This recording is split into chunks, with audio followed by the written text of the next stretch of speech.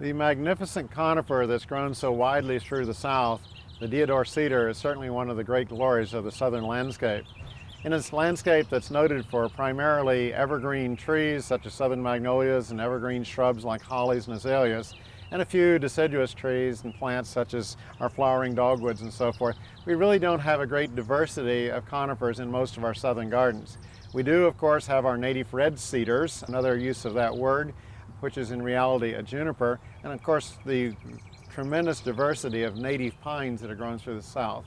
But traditionally we have been a region without the huge diversity and variety of introduced conifers that are grown through so much of the rest of the United States.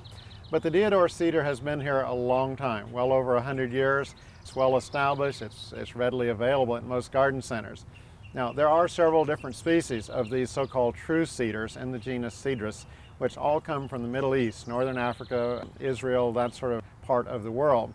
But the one that we grow most commonly is Cedrus deodara, the deodar cedar. It's a large tree in general in the landscape, making a specimen that's huge in size with time. It's typically grown from seed, which means there is some diversity out there, but it's a pretty standard, normal range of tree in its size. More recently, however, growers have begun to look for different types, things which grow slower or have different colors or different shapes or different habits, and these are beginning to appear in our marketplace. Now, they still are rarer because they are more difficult to propagate and therefore more expensive. But there are things such as Compacta, which is a plant that only grows perhaps 3 or 4 inches a year and makes a nice small plant for sort of a townhouse garden.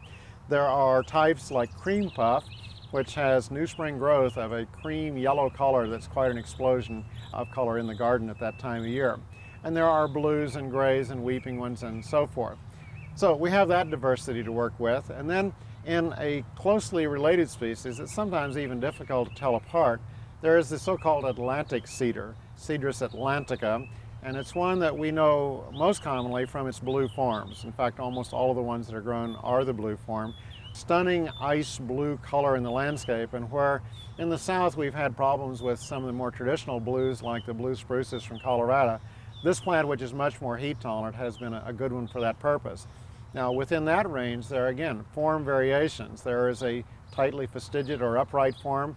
Probably the most common one is the weeping blue Atlas cedar, which is almost a vine. You can train it up a post across a beam. It can cascade out of an arbor or trellis or off of a porch, and it's really quite spectacularly beautiful as something different in the landscape.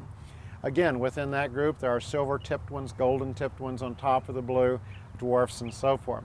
To give you an idea of kind of the extreme in this range, I brought a plant here today that kind of shows the type of plant that if you get into the collector market and again deal with mail order rare conifer collector catalogs, you can find dozens if not hundreds of different forms of this.